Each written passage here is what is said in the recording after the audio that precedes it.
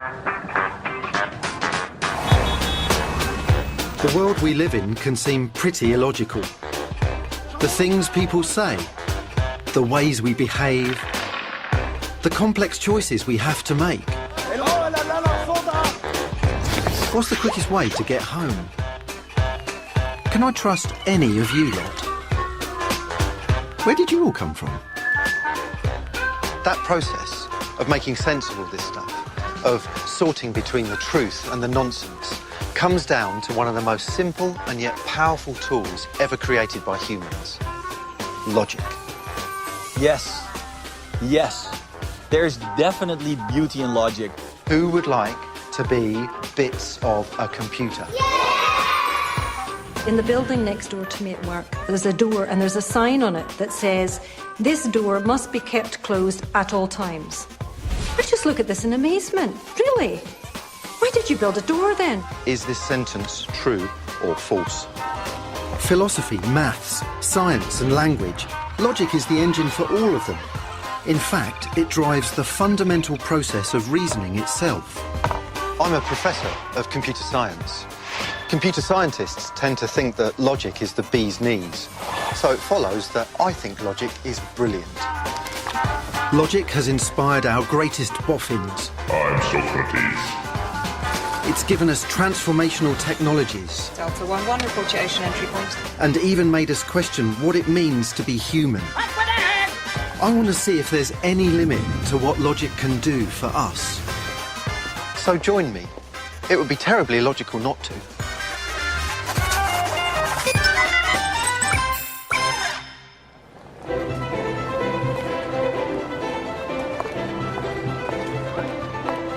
Logic is right at the heart of what I do.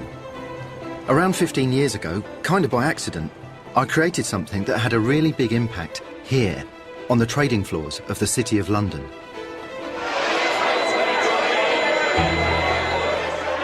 It was a computer program I called Zip, and it used logic to replicate this. A centuries-old tradition of human traders, supposedly vested with very special skills, crammed into rooms, shouting at each other. It's ever so simple. Just a few logical inferences, decisions, and a little bit of maths. It learns from its trading successes and failures. Its aim is to trade as profitably as possible in a fast-moving market where levels of supply and demand are shifting rapidly. It turned out that Zip, built squarely on logic, was impressively proficient at this trading lark. In fact, today, in many markets, billions or trillions of dollars worth of deals go through with no human intervention at all, which is kind of mind-boggling. Every day, computer programs, on their own, do deals that determine the cost of everything from our fuel and food to the worth of our pensions. It's pretty important stuff. And every day, scientists like me earn a living using logic to find solutions to all kinds of other real-world challenges. So why am I not as rich as Bill Gates? Well, I gave away the Zip software for free, and looking back, that was probably not my most logical move.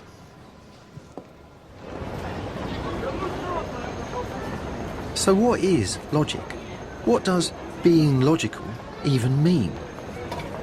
A pint of lager, please.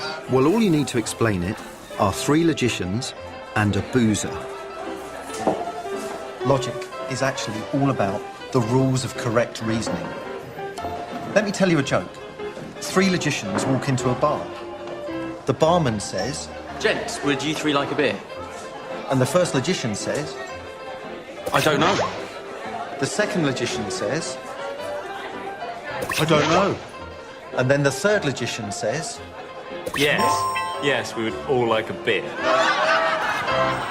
OK, so it's not exactly a side-splitting, laugh-out-loud gag, more of a chortle for nerds. But what went on there? Well, forgive me, I'm going to analyse that joke to death. Remember, the barman's question was, would all 3 of you like a beer? The key here is the all 3 bit. If any one of those logicians doesn't want a beer, then he'd be able to answer no. That's because if one doesn't want a beer, they don't all want one. Logician 1 does want a beer, but he can't speak for the others, so he has to say, I don't know. Exactly the same goes for Logician 2. Then happily for Logicians 1 and 2, Logician 3 also wants a beer, and so he correctly uses logical inference to arrive at the right answer to the question. Yes. Yes, we would all like a beer. At last, Logician 3 ends the torment because he can speak for everyone. Cheers to that. The important thing to understand is that logic isn't knowledge. Logic doesn't create knowledge. What it does is it gives us cast-iron rules for how to organise and handle knowledge. Even so, the quality of the conclusions you get out depends on the quality of the ideas that you put in.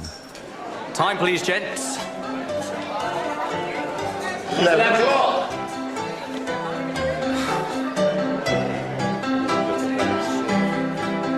It would be a funny old world if we followed the rules of logic all the time.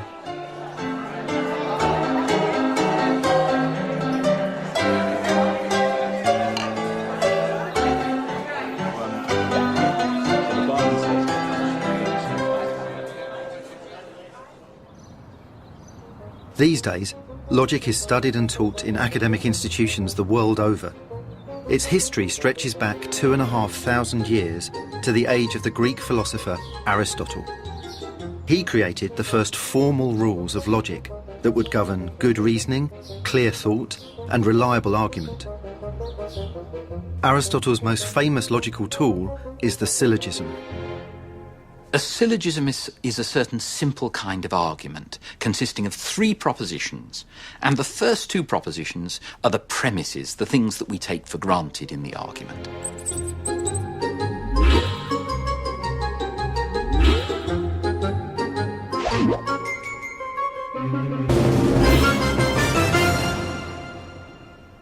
So, for example, all men are mortal, Socrates is a man. Those are our 2 premises, and from them we draw the conclusion Socrates is mortal. Aristotle's example is good logical reasoning. First, we take one premise, or thing we know. All men are mortal. Yes, indeed. I'm Socrates. Then, pair it with a second one. I am a man. Then we figure out, or infer, that, alas, Socrates is mortal. That makes me sad. If your premises are reliable and you follow Aristotle's rules, you get answers that are reliable too. But Aristotle's theory of the syllogism can deal with more complicated arguments that don't just have all in them, but some in them, and not. Take all these into account, and you find there are lots of ways to make a syllogism.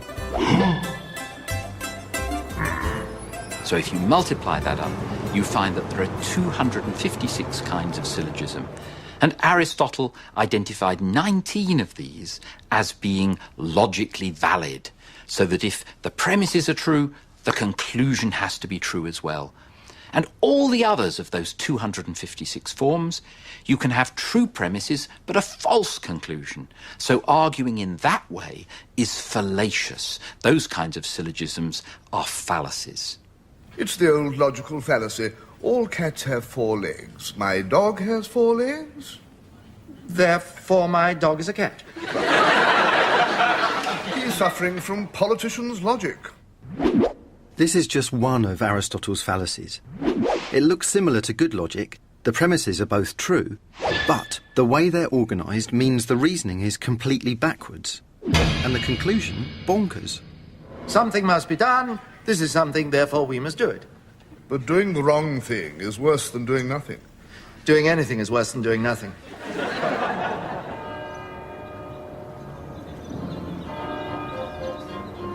Such was the power of Aristotle's logic that scholars used and taught it, but actually didn't do a great deal to change it for the next 2,000 years. But it wasn't just philosophers that were enamoured of logic. By the 19th century, the public had fallen for it too. For this, our thanks must chiefly go to a mathematician who spent most of his life working at Christ Church in Oxford, Charles Dodson. He's much better known by his pen name, Lewis Carroll. The mathematics books were mainly under his real name, Charles Lutwidge Dodson, but he chose to use his pen name, Lewis Carroll, for the game of logic and symbolic logic, clearly to give it a wider audience.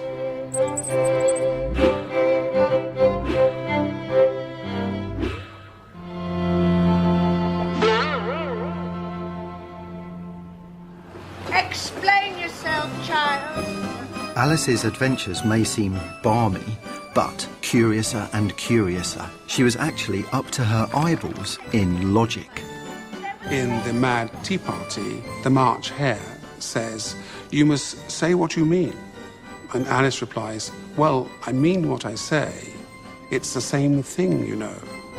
Hatter says, "You might as well say that I see what I eat is the same as I eat what I see." Gotcha! Butters don't talk. Dodson was so keen to introduce people to the delights of logic that he drafted a book initially called Logic for Ladies. He was very conscious the girls in particular were not heard. They were not given the chance to go to school. Very few had the opportunity of going to university. They certainly weren't able to get a degree. Happily for us blokes, Dodson had a change of heart, and Logic for Ladies was renamed Symbolic Logic. Together with the game of logic, it did surprisingly well. He felt that young people needed a tool to detect fallacious arguments that they might meet in books and magazines. He wanted them to have the ability to detect that. While Dodson's intentions would have made Aristotle proud, some of his syllogisms stand out today for the wrong reasons. What are you meant to conclude? No marks for saying Victorian England was intrinsically anti-Semitic.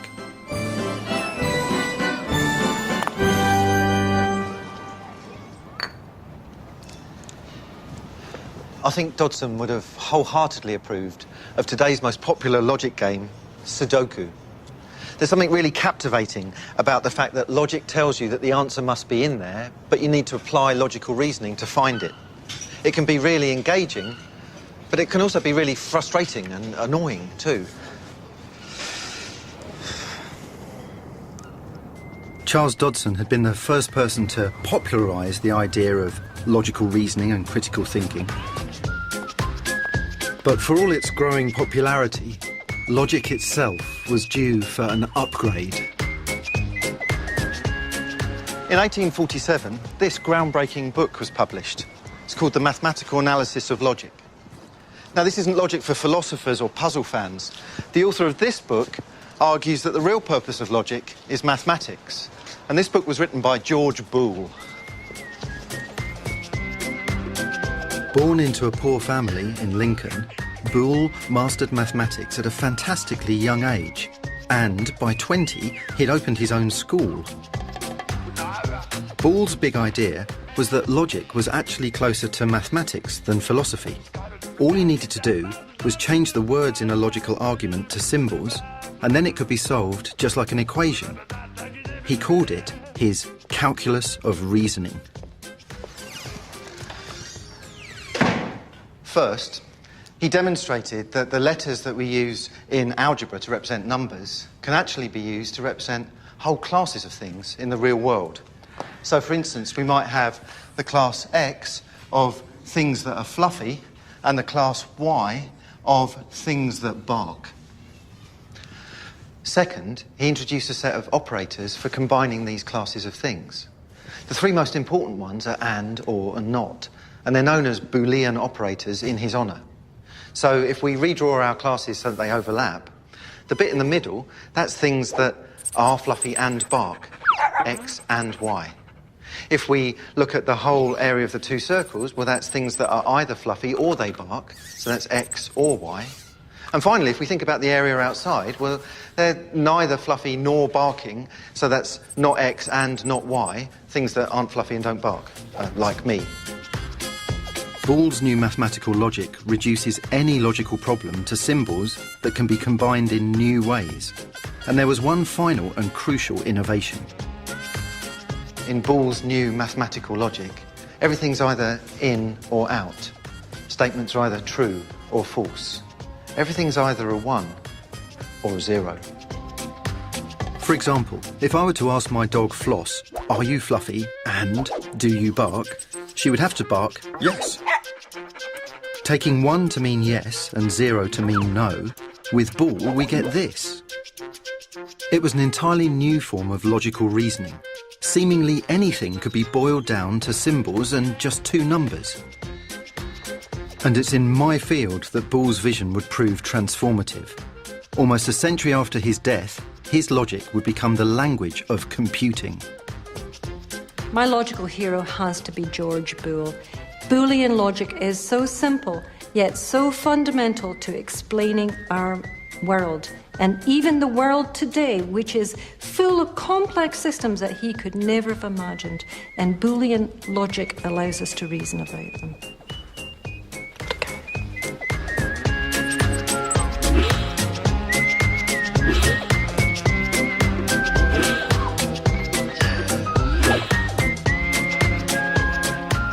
I think the application area and the use of logics has changed dramatically in the last 20, 30 years with the advent of computer science and software systems.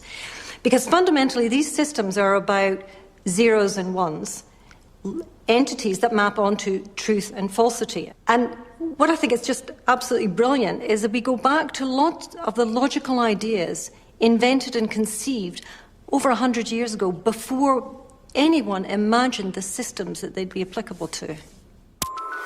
Boole never knew it, but thanks to him, all computers today process their information as binary digits or bits. With binary, any number can be represented by combinations of 1s and 0s. I'm going to do an experiment. Come on in. So the cool thing about binary numbers is that they're really easy for computers to manipulate, to add or subtract or multiply or divide or to compare to each other. In fact, any time you see a computer doing anything, whether it's adding 2 numbers together or computing stock market derivatives, inside it's using Boolean logic to do just that. I want to demonstrate how Boole's logic can be used for computing. At their simplest, computers work by passing bits of information, 1s and 0s, through a circuit, like the one that we're building here.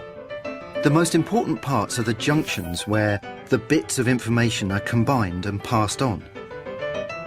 These are called Boolean logic gates, and the way you order them determines exactly what the circuit can do. From simple addition to calculations that we could never do in our own heads, they can all be worked out with something like this. I'm going to use these guys and some very simple logic gates and, not, and or, and a circuit that we've got out there in the school hall. And what this circuit's going to do is to add together 2 numbers to come up with one answer. Who would like to be bits of a computer? Yeah! Come on up and I'll give you out your shirts, OK? This one is a number 1, which is for Ishmael. Where's Ishmael? Well, hey, they're not just pretending, they will be a computer. Charlie T, thank you very much for being an AND gate. Normally, of course, computers work on electric currents. Our computer will be powered by kids, who will pass on their 1s and 0s by either tagging the next kid in line for a 1 or not tagging them for 0. It's time for the kids to take their places in our circuit. And, for the record, I've never tried this before.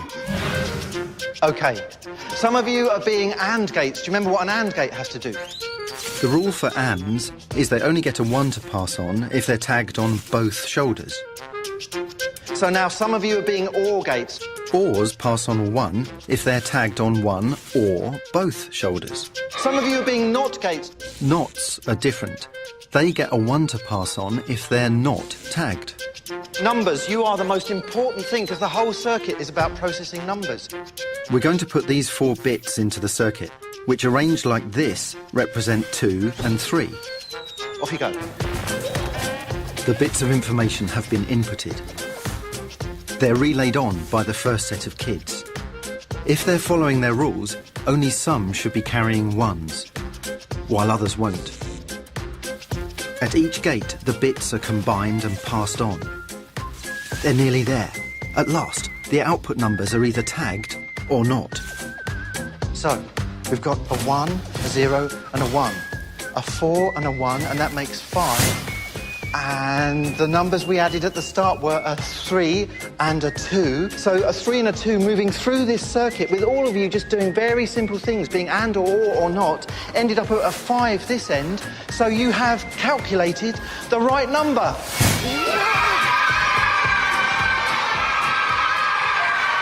Today, all our computers are built using Boole's logic gates. Here we have 13, but a modern computer chip like this one might have 250 million. They're all doing exactly what these guys were doing, but an awful lot faster. We just did a simple sum here, but Boole heralded a new era for logic, in which reasoning about anything could be done in the language of maths. There are lots of different logics, because there's lots of different kinds of systems or worlds that we want to reason about. I've been applying logic to reason about a wide variety of complex systems. I've looked at communications for air traffic control systems, molecular biology. I've also looked at advanced telephony. But regardless of the application, all logics have one thing in common. Amongst all these logics, the unifying property is they're about axioms and rules, so the answer is unambiguous. We can automate the procedure of computing the answer in logics, but we still need to pose the question. Taking exactly those questions and automating the way we logically answer them requires what's known as an algorithm. It's the province of my very own breed of nerd, the computer programmer. And there's nowhere more important for today's generation of up-and-coming young programmers than this, the annual International Olympiad of Informatics, held this year in Brisbane, Australia. We're trying to find the best and the smartest students when it comes to computational thinking, algorithms, and programming. On each competition day, everyone is set 3 questions, which must be answered within 5 hours. The easiest one, you just had a bunch of locked doors and you had a bunch of switches. Each of the switches was connected to one of the doors, but you didn't know which switch was connected to which door. And what they ask for is to determine for each switch which door it's connected to and which position is the correct one. Johnny Ho is last year's champion, so there's a lot to live up to. But things aren't quite going his way. By now I've actually solved all 3, but I didn't actually solve them during the contest because there's just a lot of pressure. We test the ability of students to come up with clever algorithms to solve algorithmic problems. They not only have to come up with the algorithm, but they have to write a computer program that runs the algorithm. Algorithms turn real-world problems into questions that logic can help us answer. If, for example, these guys wanted to spend their day off competition duties defining the group of all animals in a zoo that are marsupials, the first step of the algorithm could be to ask, of all the animals I see, which would I find in the wild in Australia? No. Nope. No. Yes. No. I don't know. Yes. Yes. Yes. Definitely not. Yes. Certainly not all of the yeses and don't knows will be marsupials, so the list can then be refined by asking which of these animals have pouches. And here there are options too. They could look in a book. They could ask Chris, he's an expert. Or they could crowdsource the question and go for the most popular answer. Each logical algorithm incurs a different cost in effort, time, or accuracy. But, whichever way, they'd each get to an answer eventually. And there are certain situations where a good logical algorithm can be the difference between life and death.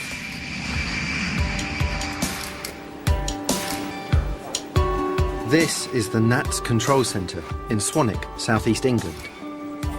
At any one time, around 100 air traffic controllers are responsible for 200,000 square miles of airspace over the UK.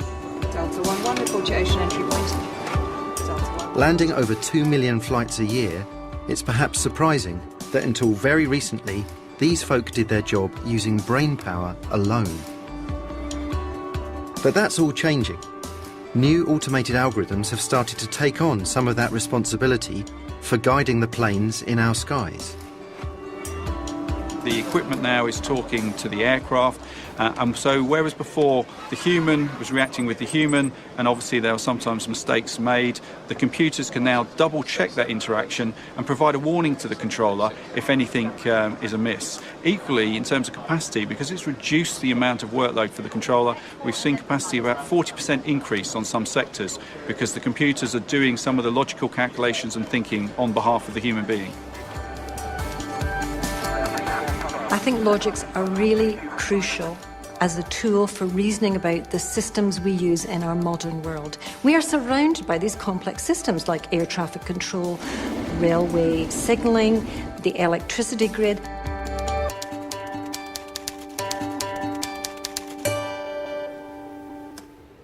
I think it's really important that we raise the next generation of users of these systems so that they know it's not magic. They also know that they have the tools of logic to understand and reason about the systems that they depend on crucially every single day of their lives.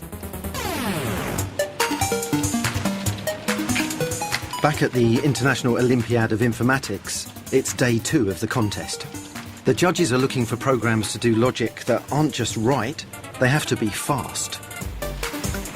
So if you have an algorithm that is technically correct, but it would take 100 million years to run, then you would score no points. If you have an algorithm that solves the same problem and runs in, say, 5 seconds, then you can score much higher points. I think the simpler an argument is, the more beautiful it is.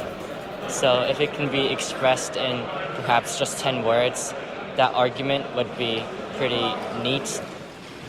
Competition has finished. Thank you very much for your patience. It's an anxious wait for the final ranking.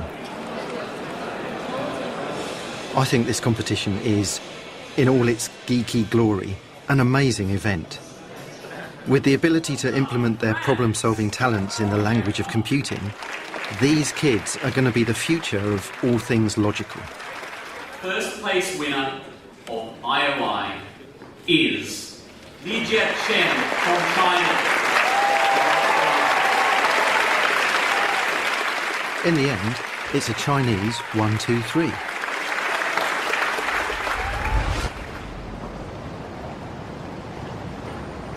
It's lucky the Brisbane competitors didn't have this problem to solve. It's one that no logical algorithm can cope with. All I want to know is, what do you think? Is this sentence true or false? Is it true or false? You can have this if it's false. The point is, if the sentence is false, then it's true, but if it's true, then it must be false. It's a paradox. But if it's false, it's true. My sign is inspired by the first known logical paradox from around 600 BC by the Cretan Epimenides of Knossos. Well, if you read the sentence that this sentence is false, as its true meaning, then yes, it is false. Epimenides wrote, all Cretans are liars. But he was a Cretan, so was he lying? If so, then all Cretans aren't liars, in which case he would be telling the truth. Statement, isn't it? It's a paradox. A paradox? Well done. Please be aware this sentence... Paradoxes are fundamental contradictions that logicians have puzzled over for centuries. They've been described as truth standing on her head to get attention. And for good reason. In the late 19th century, round about the same time that George Boole was developing logic or deduction as a branch of mathematics, paradoxes exactly like this became a really deadly serious matter. In fact, they came to threaten the very foundation of mathematics itself.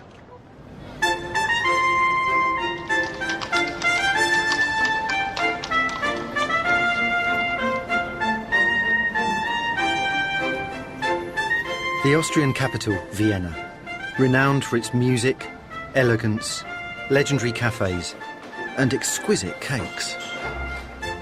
But at the turn of the 20th century, it was also the place to be if you were interested in logic. Despite its grace and gentility, Vienna can lay justifiable claim, perhaps more than any other city, to being the birthplace of the modern. For it was here, in art, design, philosophy, science and psychology, that people most boldly challenged the tired conventions and assumptions of the 19th century. But what was modern? Was it about replacing religion and tradition with logical empiricism and pure reason? Or was it about admitting to a new uncertainty, the limits of our perceptions and the moral vacuum of the Freudian subconscious? Until this point, it could be argued that logic wasn't exactly a topic on everybody's mind. But here, it was at the forefront of this titanic clash.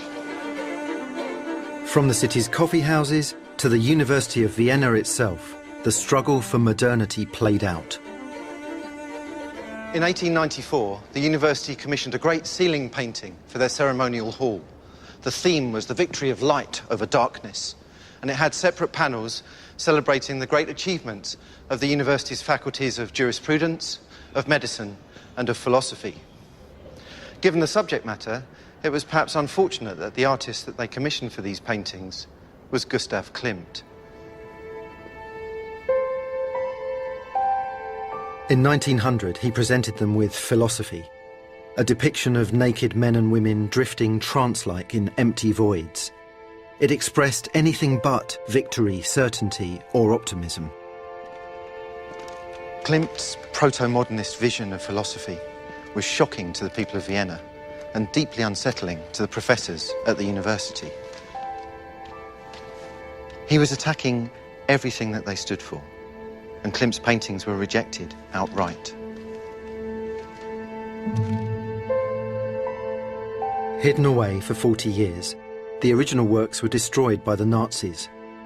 These replicas were finally installed on the centenary of their rejection.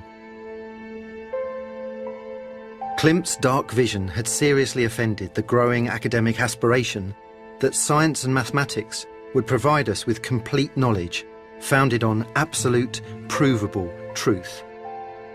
This was something it was hoped logic could provide. In mathematics, this problem of definitive truth, of certainty, had recently become all too real. No one had yet proven the most basic rules of mathematics. Those rules might say that 1 + 2 = 3, but without proof that they will never lead to a contradiction, you can never say for sure that 1 + 2 might not also equal 20, or anything else for that matter. In the grip of uncertainty, a logic fever took hold. Boole's logic had already been adopted by the greatest logicians of the day, but there was a problem. His method was simply insufficient to describe all of maths. The race was on for a new and more complex logic.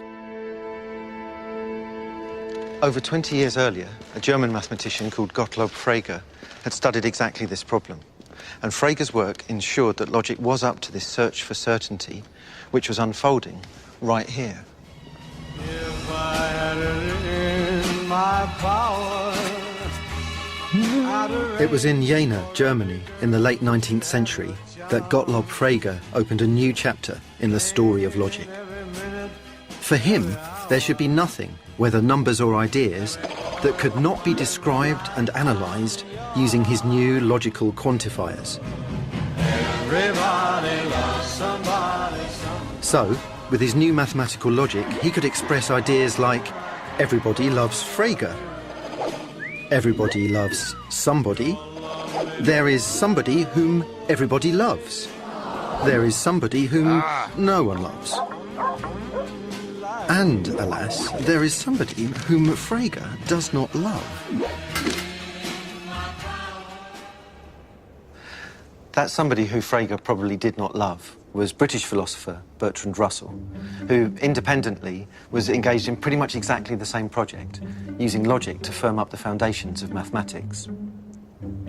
In 1902, Frege was just days from publishing the second volume of his magnum opus on logic when he received a letter from Russell.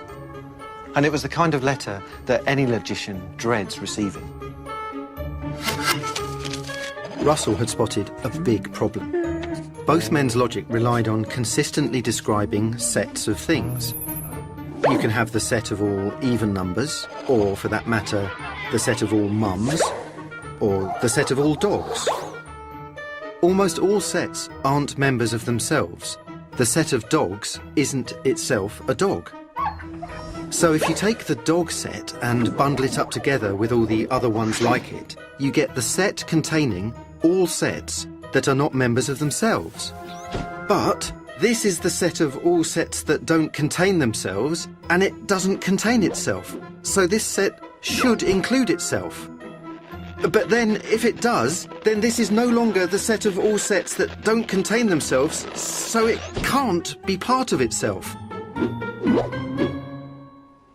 It's one of those logical paradoxes.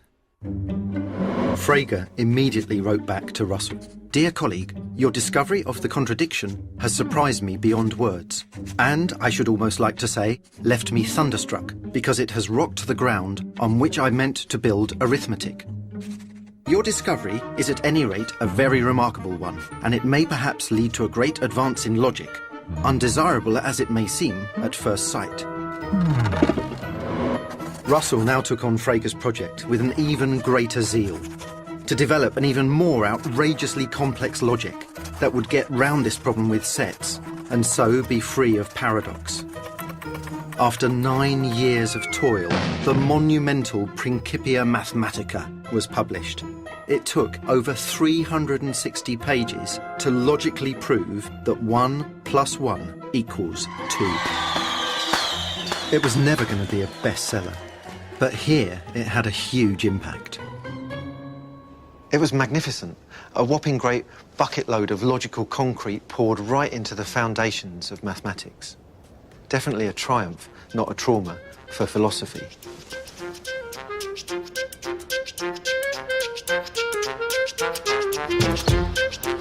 But the final word on logic would not come from Bertrand Russell.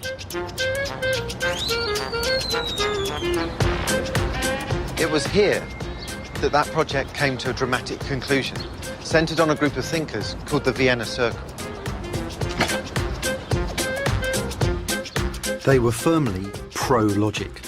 For them, Russell's Principia Mathematica was manna from heaven. So Vienna Circle had people who inspired them. They were their idols. One was Albert Einstein. One was Bertrand Russell. And these were the most prominent scientists of their day.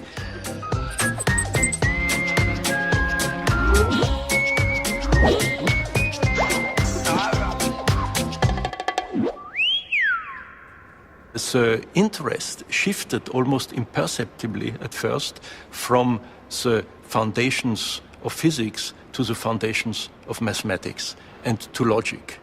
It came almost against their will that this became the most prominent topic of the Vienna Circle. Once every 2 weeks, they would meet here, in this actual room.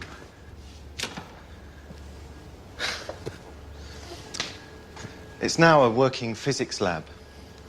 But when they met here, they had one aim, and that was to purge philosophy of anything that was neither directly observable through scientific experiment or derivable through the laws of logic. This logical analysis of the meaning was the essential first step, and therefore it was forbidden to talk about such concepts like God, for instance, or metaphysical statements about the thing in itself or whatever, because you could never find a sentence that could be verified in a scientific way. In fact, the Vienna Circle loathed the idea of metaphysics so much that when they met here, Rudolf Carnap, a former student of Frege's, appointed someone to shout M during their discussions at the hint of any illegitimate sentence. M stands for metaphysics. M! It's the logician's way of saying bollocks. Now, the thing is, he was saying M so much... M! ...that they got sick of it. Instead, they had him shout non-M any time that someone actually said something that was legitimate. Nicht M! Despite the purity of their logical methods, the problem of uncertainty that had plagued logic likewise stalked the Vienna Circle. Something that may have also imprinted this young generation of Austrian scientists was a scandal that happened in 1913 when it was discovered that the head practically of the counter-espionage service was a spy. And you see the task of a counter-spy service is actually to make sure that there are no spies around. But what happens when the head of that organization is a spy himself? This is a fundamental uncertainty. Yes, the Secret Service can work very well, but can you be sure that the Secret Service is not infected? And something similar is happening in mathematics. You make sure that there exist no contradictions. You build up big walls against uncertainty or so. But maybe within these big walls there is a contradiction sitting. Contradiction bothered one man more than most, Kurt Gödel. Kurt Gödel was the most reclusive member of the Vienna Circle. He'd had the finest logical training that you could imagine. It was in one of Vienna's famed coffee houses in August 1930 that 24-year-old Gödel first revealed a discovery that would end forever the logical quest that Frege, Russell and the like had set themselves. Gödel was one of the few who definitely had read all of Russell's Principia. He knew that for any logical system to be the foundation of mathematics, it had to be both complete and consistent.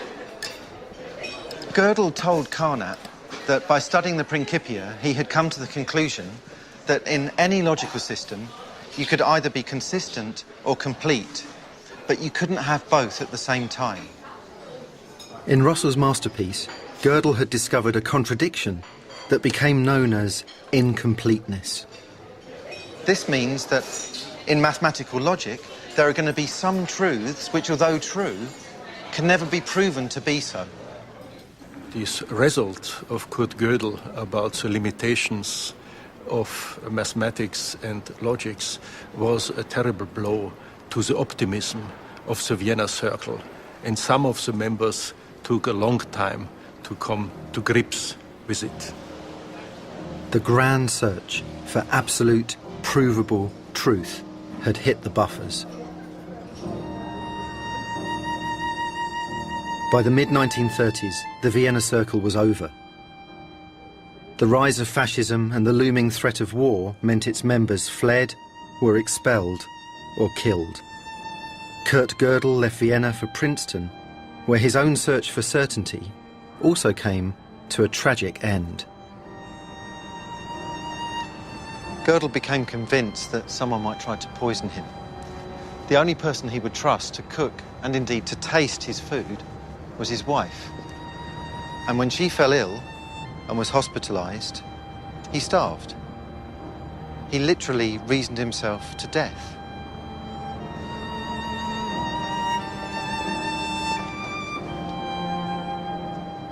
The fact that all systems of mathematical logic were limited, that we could never have complete certainty, signalled the end of an era for logic. But for one British logician, Alan Turing, Gödel's work was the inspiration he needed to launch, inadvertently, a new and entirely more practical logic revolution. Alan Turing was just 23 years old when he imagined something extraordinary. He called it a universal machine. The universal machine is an entirely imaginary, hypothetical device, and yet it's one of the most influential machines ever in human history. The device Turing imagined could tackle any mathematical problem using a logical algorithm encoded in its own limitless memory. In 1936, Alan Turing published a paper in which he proved that you couldn't decide beforehand which mathematical problems the machine would be able to solve and which would just cause it to run on and on and on forever. That there are some problems that are simply uncomputable was startling and yet another blow for mathematics. But it was also the beginning of something entirely unexpected and destined to cement logic's role in the modern world. It's an extraordinary, almost exquisite paradox that in demonstrating that some things can't be proved using a logical machine, what Alan Turing did almost single-handedly launched a technology revolution. Turing's universal machine is what we today call the computer. While stationed here at Bletchley Park during the Second World War, Turing began to implement his abstract ideas as real logical hardware. Working with Gordon Welchman, Alan Turing developed this machine. It's called the bomb. It's a bit loud. It's a form of electromechanical computer, and its logical function was to decode the messages that the Germans were sending using their Enigma encryption machines. But then Turing's colleague, Tommy Flowers, went a step further.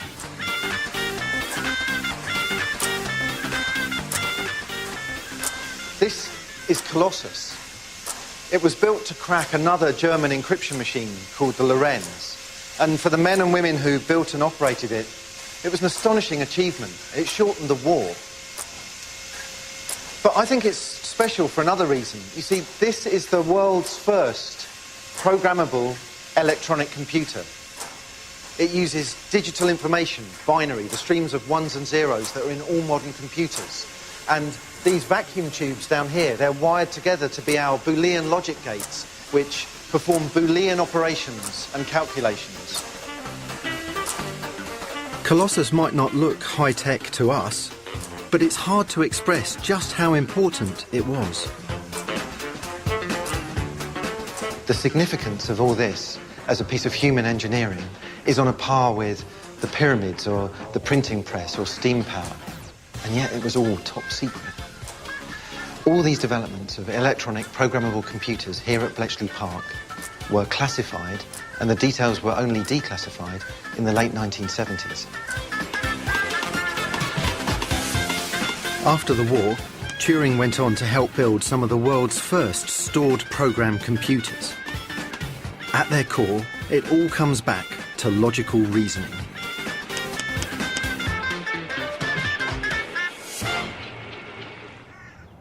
Think about this. We're all surrounded by things that rely on some kind of logical machine or code.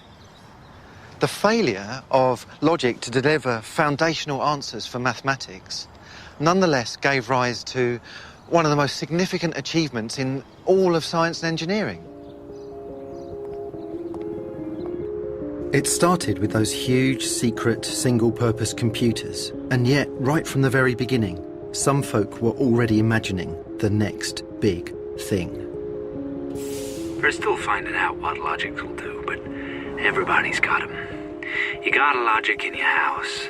It looks like a vision receiver used to, only it's got keys instead of dials, and you punch the keys for what you want to get. It's hooked into the tank, which has the cars. In 1946, science fiction writer Murray Leinster imagined an impressive specimen of interconnected technology.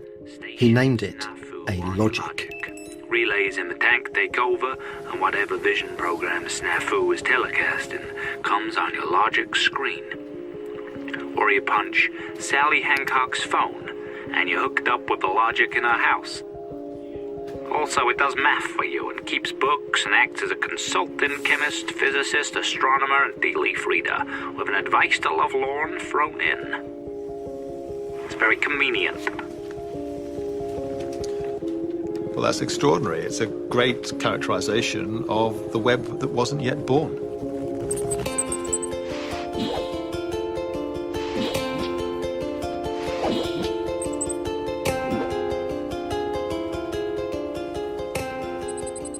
digital world we live in, the computers that surround us, at their base are running Boolean logic. I mean, they're running actually electrical currents. Ones and zeros are the product of those electrical currents.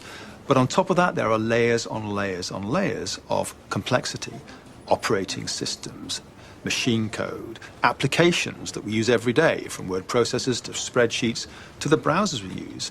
And when you have your Skype conversation with your aunt in Australia, you don't think of that interaction in terms of those ones and zeros. But without them, without the underlying processing, none of this would work. Not only did logic launch the digital revolution, but it's also the tool we use to sort, search, and retrieve the information we want online. The World Wide Web we have today represents the largest information construct humanity has ever created. It's 20 years old, barely, and yet we have billions and billions of pages encapsulating knowledge and information from all of human culture and all of human history. The challenge is to organize this massive information, this complexity, and logic gives us some of the perfect tools to do that.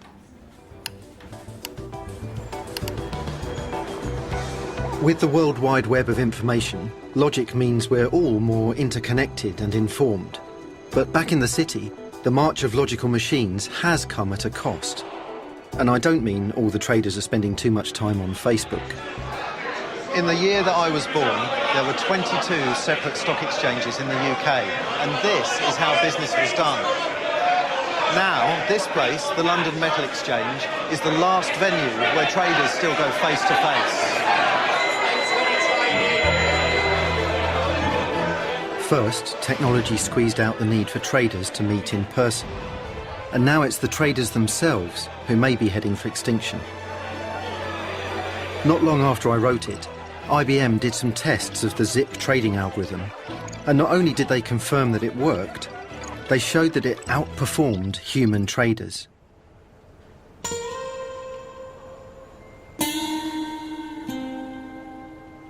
When it comes to pure logical reasoning, the computers tend to beat us, hands down. It's an old adage, but people in this business joke that soon the only things you'll find on a trading floor will be a big computer, a man, and a dog. The big computer's there to do all the trading.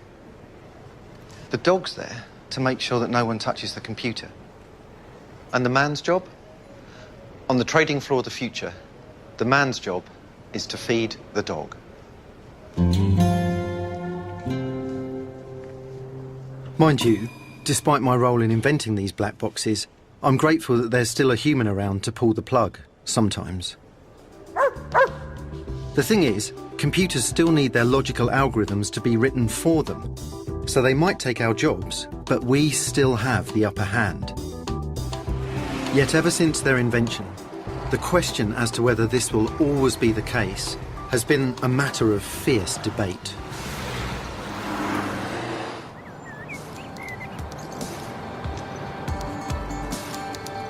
When the digital revolution was in its infancy, the possibility of computers developing human-like intelligence was the hottest topic in town.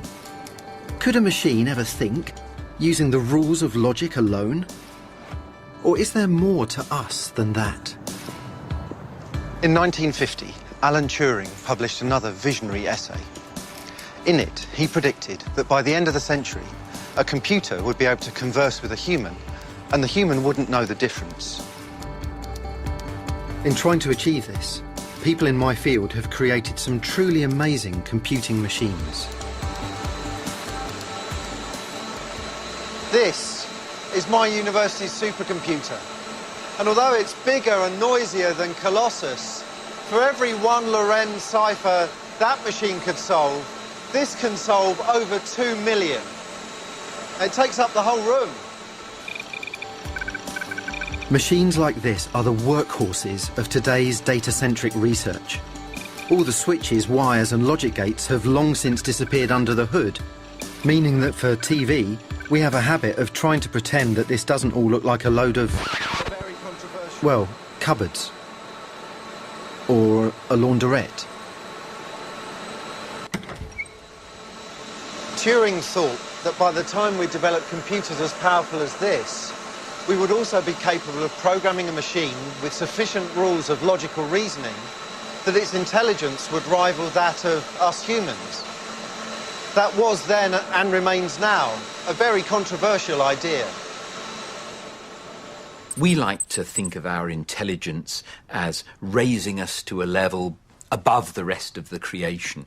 We associate it with the idea perhaps of an immaterial soul, being not just one amongst other animals but special. And what Turing was suggesting was that this special quality could belong to a lump of computing machinery, and it could reason just as well as we could, maybe even better. At Bletchley Park, Turing had sketched out algorithms for playing chess. At that time, the chessboard was dominated by some of the world's most brilliant, strategic, logical, mathematical brains. And so it became the battleground for an entirely new challenge for logic: artificial intelligence. In 1997, the most famous public battle between man and machine took place. Garry Kasparov, the reigning chess world champion, had previously trounced IBM's chess-playing computer, Deep Blue. During their rematch, for the first time ever, he was beaten. Kasparov has resigned. When I see something that is well beyond my understanding, I'm scared, and that was something well beyond my understanding. It was front-page news the world over. People demanded answers. Was this purely logical intelligence equivalent or even superior to the human brain?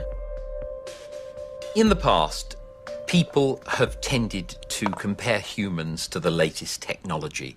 So maybe the brain is like a clock, or maybe it's like a steam engine. Now, maybe it's like an electronic computer. What Turing would want to say, and I think correctly, is that there's something different about the equation of the brain with a computer. He put it that both a brain and a computer are information processing systems, governed by logical rules.